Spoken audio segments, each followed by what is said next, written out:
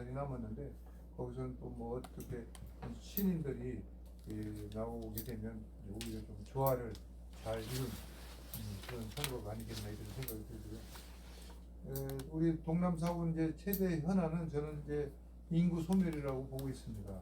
그래서 인구 소멸은 뭐 이 문제는 우리 동남사군 문제가 아니라 대한민국 전체의 문제이기 때문에 또 비수도권, 농촌 지역이 제일 심하게 지금 줄고 있고, 특히 우리 동남사군보다도 경상도, 또 우리 호남 이 지역이 더 심해요. 줄어드는 그 속도가.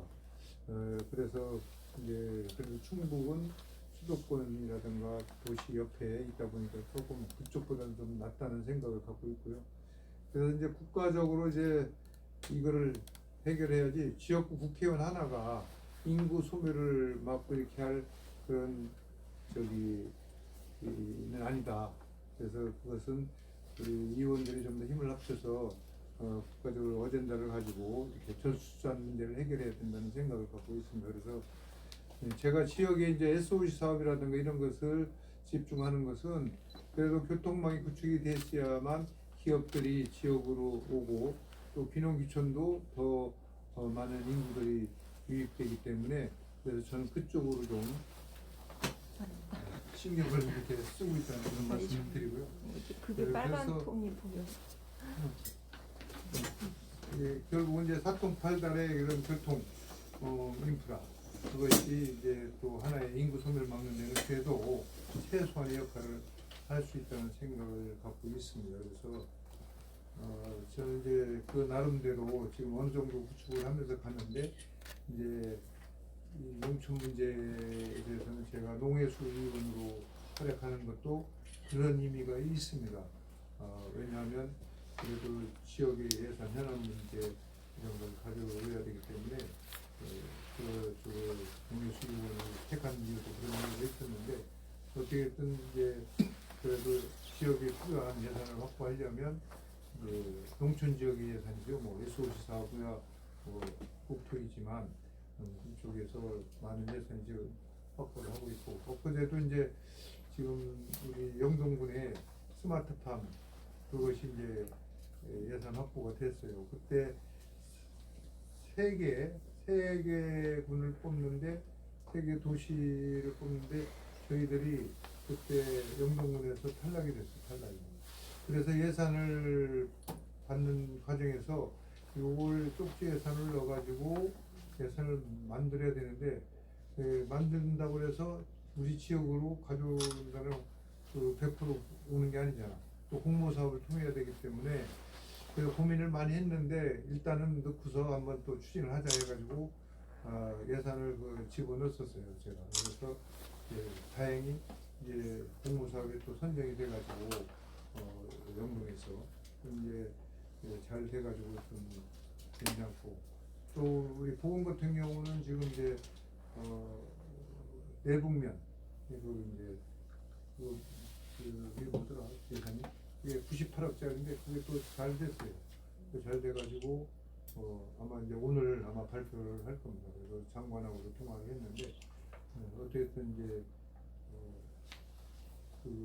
그런 것들이 이제 하나의 또 이제 일을 해온 그런 결과라고 생각을 합니다. 그래서 또 하나 이제 괴산은 또 하나 남은 게 괴산에서도 좀 스마트팜 그 예산인데 그것도 지금 이제 제가 계속 이제 체크를 하면서 추진을 하고 있다는 그런 말씀을 드리겠습니다. 그래서 이제 저는 이제 본선에서 민주당 이재현 후보 대결하는 이제 문제가 남아 있습니다. 그래서 저는 이제 상대방 후보와 대결이라고 이렇게 생각하지는 않고 저는 지난 12년간 그렇게 일관되게 동남 사군을 이렇게 아까도 말씀드렸지만 누리면서 해결했던 각종 민원과 지역 현안, 정책 반영, 또 예산 확보를 누가 더 잘 해결할 수 있느냐 이런 문제라고 저는 생각을 합니다. 그래서 다행스럽게도 21대와 22대는 우리 국민의힘이 이제 집권당이 되다 보니까 지금 한 라인으로 이렇게 돼 있어서 우리 지역을 위해서 일하기가 더 엄청나게 좋은 기회다. 저는 이렇게 생각을 하고 있습니다. 그래서 더 큰 힘을 받을 수 있는 그런 위치가 돼 있기 때문에 어쨌든 여당 중진 의원으로서 현안 해결 능력에는 분명히 차이가 있다고 봅니다. 그래서 저는 이제 늘 겸손하게 유권자들을 만나고 또 초심의 마음으로 이렇게 만나면서 중앙 정치권에서도 또 이제 존재감을 좀 나타나면서 우리 경남타운 지역 국민을 위해서 이제 밤낮을 가리지 않고 이렇게 발로 뛰면서 상대 후보 또 상당히 말씀드렸듯이 능력, 경력, 노하우를 갖춘 그런 국회의원이 꼭 필요한 때이다 이렇게 생각을 하고 또 그렇게 또 주민들한테도 피력을 하고 있습니다. 그래서 승패는 이제 자연스럽게 이렇게 결정될 거라고 저는 보고 있습니다. 그래서 제가 이제 더 노력을 해서 우리 지역에 많은 현안 문제라든가 예산 확보라든가 또 지역민들과 소통하면서 작은 거 하나에도 귀 기울이면서 이렇게 일을 할 생각을 갖고 있다는 그런 말씀을 드리겠습니다. 혹시 질문이 있으면 제가 질문을 받도록 하겠습니다.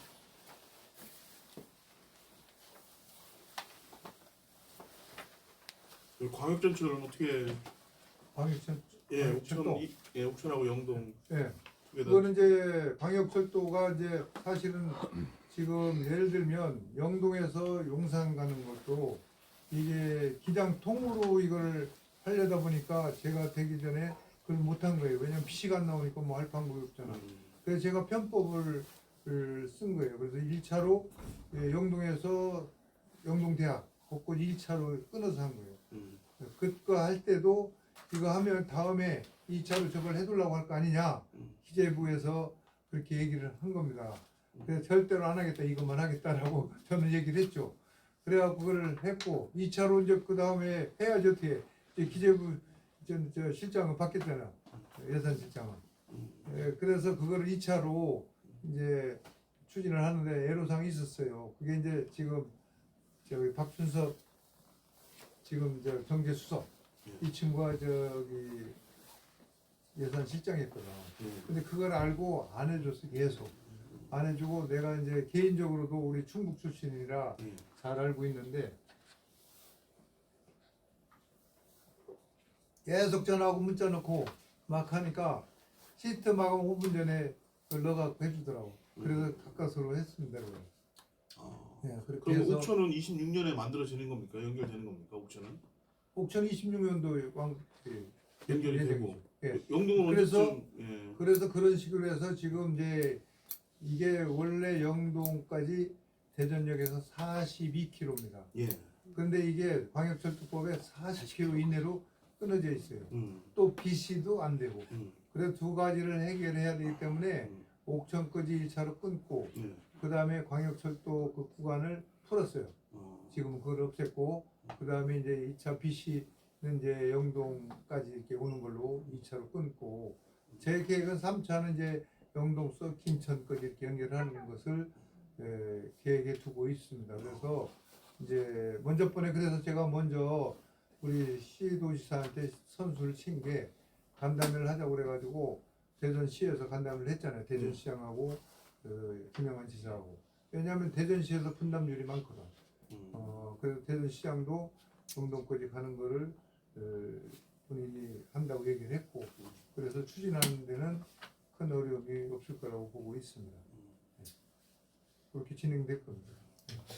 정부에서 그 2차 공공기관 이전 관련해 로드맵을 조만간에 발표할 걸로 알고 있어요. 그래서 지금 지자체마다 그 지역 앞서 말씀하신 소멸 위기 극복 차원에서 공공기관 유치 이전을 벌이고 있는데 특히 이제 보험 같은 경우는 몇 가지 이제 농협까지 줄 정도로 접근법을 쓰고 있는데 그거에 따른 어떤 우리 국회에서 좀 서브할 수 있는 부분이 좀 없을까요? 그래서 그거는 지금 저도 그냥 선거라 지금 계속 날아와 있다 보니까 뭐 지금 그 얘기를 들었는데 어쨌든 충북 뭐 어느 한쪽을 막 하는 게 아니라 아마 지자체 도지사하고 아마 협의를 할 거라고 저는 보고 있어요. 하면서 할 때 좀 이제 이야기를 좀 강력하게 해서 남북권에다 좀 유치할 수 있도록 해야죠. 그래서 도지사한테도 한번 얘기를 해서 저도 하려고 따로. 그래서 남북권의 빈약 빈약하니까 또 도지사 자체도 도지사님도 이 남북권이 좀 빈약하다는 건 알고 있어요. 좀 소외되어 있다는 걸 알고 있어서 신경을 많이 쓰고 있습니다. 이번 그 검사하는 과정에서 뭐 박세부 후보하고 또좀 고소권도 있고 이런 얘기를 들었는데 어떻게 뭐 마무리 계획이 있으세요? 아니 그거는 이제 뭐 그 고발된 상황이기 때문에 예.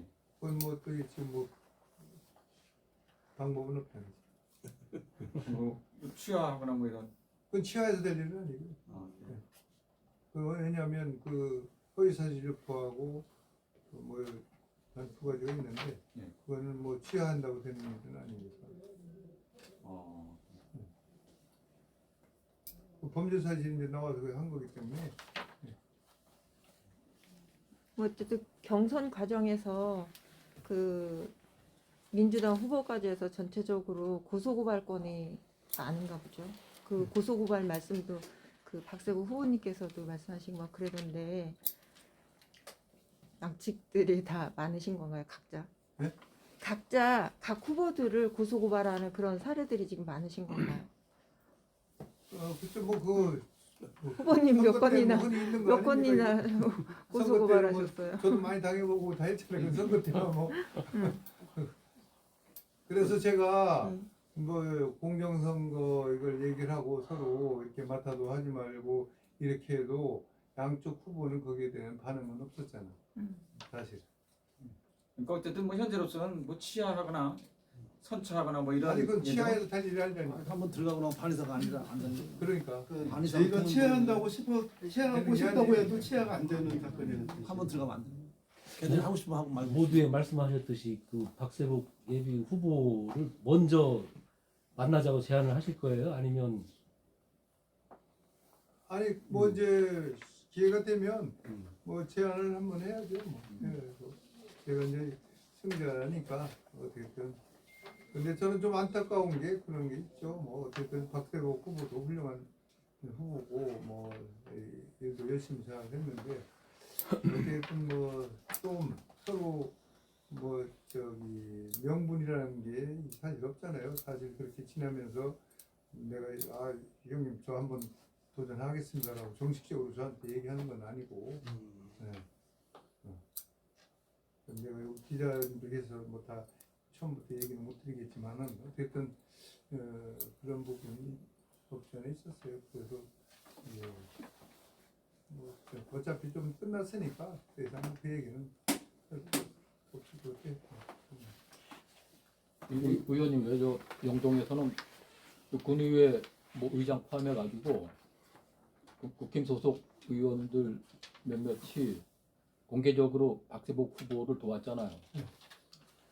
이런 어떤 기본 이제 내분 양상인데 이게 이제 뭐 본선에 뭐 유리하게 이게 작용을 하겠어요? 뭐 어떻게 수습 하실 나는 생각입니까, 저기 이거? 그 후보들한테 네. 또 분명히 얘기했어요. 열심히 해주라. 열심히 하고 우리가 누가 되든 간에 하면 그때 하나로 가자. 그래갖고 또 만나서 싫은 소리 한마디 안 했었잖아. 넌 왜 거기 있어? 이런 얘기도 안 하고 그 얘기만 했어요. 그렇지만 너 비방을 하지 마라. 그 얘기는 했어요. 그래서 다시 이제 하나가 되고 그 참모 중에 참모도 아까도 통화를 했고 고생했다. 그쪽에 도와준 분들한테 전화도 하고 그랬어요. 왜냐하면 하셨어요? 뭐 의장, 부의장 뭐 이 사람들하고 경선 끝나고? 아니 저 놀러 갔더라고. 연수 중이라 연수를 가가지고 다른 우리 참모들은 참모들은 다른 제가 참모들은 통화를 통화를 했어요. 하고 다른 참모들이랑 통화를 그렇게 해서 근데 저는 이제 기본적으로 그런 생각을 가져요. 왜냐하면 누가 누굴 돕는 거는 군수도 마찬가지 군수선거도 그건 자기들 인맥으로 해서 자기들 돕는 건데 내가 그 사람하고 더 돈독히 못해갖고 그쪽 돕는 거를 그건 뭐라고 그래요. 어쩔 수 없잖아요. 이거는. 저는 그렇게 생각해요. 그래서 그 예를 들면 황모 씨나 이모 씨한테도 분명히 그렇게 얘기를 해서 열심히 해주라고. 그래서 내가 만나도 반갑게 잘했어요. 열심히 하라고 그래야지. 그게 더 깨끗하잖아요. 왜냐하면 거기선 막 저기 하고 그럴 일은 아니거든요. 아 그래도 서운하시죠. 네? 의원 입장에서 서운하지. 아니 물론 뭐 서운 안 하다는 건 거짓말이지만 그래도 이제 그쪽으로 간 이상은 그걸 가지고 뭐 왈가불고 해서 할 일은 아니고 결국은 우리가 국민을 하나에 뭉쳐야 되니까 열심히 하라고 했죠. 열심히 하라고. 열심히 하고 비방은 하지 마라. 진짜 그렇게 얘기했으면 물어보세요. 한 번도 싫은 소리 한 적 없어요. 얼굴 붉히고 얘기한 적도 없고 웃으면서 열심히 하라고 그랬지. 저는 그래요. 저기 이재현 후보자 측근들이 열심히 해주는 사람 보면 내가 야, 열심히 해서 고맙다고 내가 그 사람들 더 칭찬해. 왜냐? 그렇게 해주는 사람이 제일 좋은 거 아니에요. 상대방에게도 존경스러운 거죠 사실. 저희들 경선 결과가 개량화된 거를 볼 수 없잖아요. 예, 벌써. 우리 의원님 아실 테고 만족하십니까? 경선 결과? 아이고 저는 뭐그 역선택 있고 하니까 만족할 정도가 됩니다. 만족하죠. 만족하고 이제 그 선거법 때문에 이렇게 그걸 못 하니까 그래서 예를 들면 저보다 못한 사람도 그냥 페널티 엄청 받고도 됐잖아요. 네.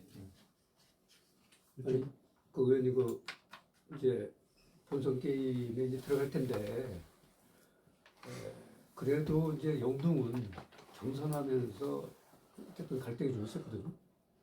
그러면 원팀을 만들기 위해서도 물론 뭐 승자가 돼서 자꾸 이렇게 이제 다투거리고 하시는 건 뭔가 좀 이렇게 좀 의장 뭐 이렇게 한 번에 모여서 뭐 어떻게 하는 그런 생각은 뭐 없으신가요? 따로 뭐 이렇게 아니 어차피 난 이제 저 국민의 힘이고 국민 당원이고 그러니까 뭐 사무실에서나 뭐 이렇게 뭐 선거를 앞두고 한번 모임을 해서 그거는 이제 선거법 한도 내에서 예, 예. 그건 해야죠. 그래서 어차피 또 뭐 다독거려야 될 테고 아니 그럼요. 예, 예. 그래서 좀 그런 게 좀 필요하지 않을까 싶기도 하고요. 경선 중에도요 공식적인 당 공식적인 행사 같이 했었습니다. 아니 행사를 했어도 뭐 참석 안 하는 사람도 있고 예, 그거는 이제 본인들 선택이지. 저희들이 뭐 참가 안 하겠는데 안 하는 걸로까지 뭐 그래서 뭐 저희들은 강요는 못하겠지만 예. 근데 거기에서 공식적인 행사들은 저희들이 다 알리고 또 양해를 구하고 했습니다. 잘했어요. 예. 하고 예. 정말 그런 부분에서는 감정 한상하게 했고 제가 그래서 저도 내가 치면 승복하고 원팀에서 도와주겠다고 했잖아요. 제가. 좀 벗어나는 얘기인데 내일 윤석열 대통령이 유경수 행가 오잖아요. 거기 가시나요? 왜 오시는 거예요? 네? 왜 오세요? 가면은 이제 또 정치인 뭐 이렇게 된다고 그래서 오해 살까봐 안 간다고. 민생 탐방? 이제 저 군사학교는 가요. 군사학교. 계산? 군사학교 행사 오시니까 그때 이제 처음 출발하실 때 행가 방문하셨잖아. 네, 한쪽에서는 윤 대통령께서 우리 의원님 공청장 가져왔다고 얘기하라고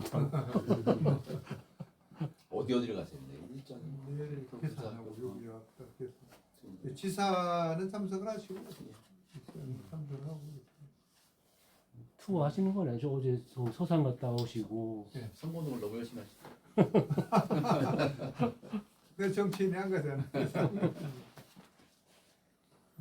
먼저 선행 쪽으로 다 질문을 하셨을 것 같은데요. 그 삼선에 대한 페널티를 적용을 했잖아요. 네. 그럼에도 불구하고 의원님께서 이번에 공천이 확정이 됐는데 어떤 부분을 이렇게 좋게 평가를 받았다고 생각을 하시는지 말씀해 그건 주실 수 제가 있을까요? 저도 이제 먼저 번에 KBS 여론조사 네. K스파 그래서 이제 여론조사를 했잖아요. 작년 12월 26일에서 28일 날 한 걸로 알고 있고 그것도 중앙선관위 홈페이지에 등록돼 있고 그죠?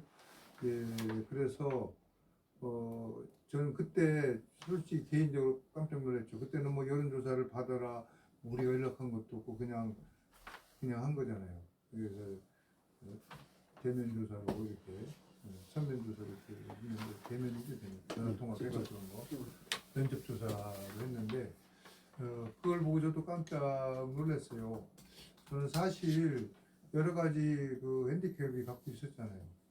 그래서 좀 사실 KBS 여론조사 한다고 그러니까 좀 이거 잘못 나오면 안 되는데 하는 걱정을 솔직히 많이 했는데 결과 나와 보니까 너무 좋게 나온 거예요. 그래서 제가 이제 느낀 거는 그래도 12년 동안 부지런하게 정말 열심히 이 일을 한 결과 그런 평가를 받았다고 생각을 합니다. 그래서 저 어깨가 더 무거워졌었고 따라서 이제 더 열심히 해야 되겠다 이런 생각을 갖고 있습니다. 그래서 결국은 그 경실이라는 발표도 그걸 그렇게 계산을 하면 안 되는 건데도 계산을 하고, 왜냐하면 제가 그 상임위 빠진 출석 이유는 제가 이제 그 주식 그 적격성 가져야 되거든요. 그때가 2달 정도, 한 30일인가? 그때 한 10번 빠졌어요. 상임위가. 그때 한창 상임위 때라.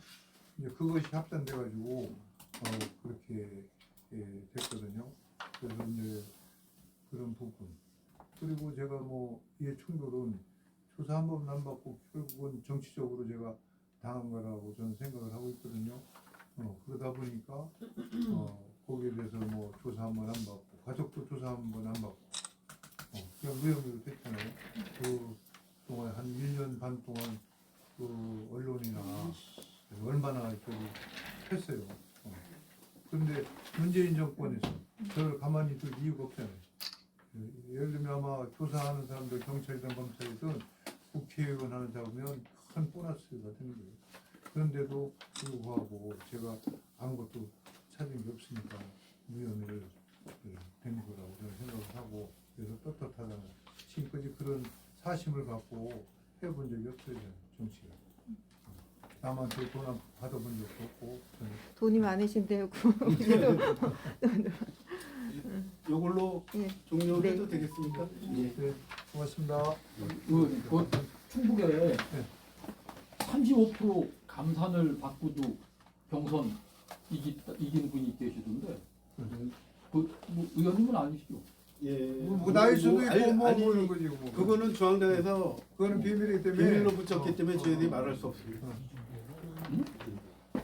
그거는 저희가 밝히면은 뭐 우리가 아니든 기든 누군가라고 지목되기 때문에 중앙당에서 그걸 엄격하게 금지시켰습니다. 35% 그 자체가 느끼는 분들이 큰 거지만 그 큰 거 아니에요. 근데 그냥 그냥 이렇게 그냥 엄청난 그 35점 막 하니까 이렇게 되는데, 예를 들어서 30%대 70 받았다. 네? 계산하면 돼요. 60%를 받아도 이기는 거예요. 60% 그 감점을 받아도. 35% 감점을 받아도 그런 법률로 다시 확인해야 되는 거예요.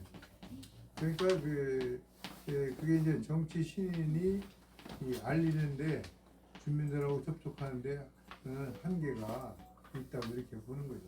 그만큼 저도 이제 다녀보지만, 예를 들면 우리 후보 박세복 후보도 뭐 생사상 명함 주지만 그냥 그건 의례적이고 받지, 그 제가 이름을 알리는데 얼마나 힘들게 이름을 알렸습니까? 그래 지금도 박덕흠하면 못 알아듣는 분이 떡흠해요 하면 알아듣고 떡흠해요 박덕흠을 하면 이러신다니까. 그런 거예요 그게. 그러면 여론조사는 결국 일반 여론조사는 현역이 엄청나게 유리한 거예요. 제가 경선 때 우리 불러놓고 얘기를 했는데 그걸 잘 이해를 못 하더라고. 일반 여론조사는 현역이 절대적으로 우세할 수 없어요. 그렇게 판단하시면. 이걸로 끝내. 예.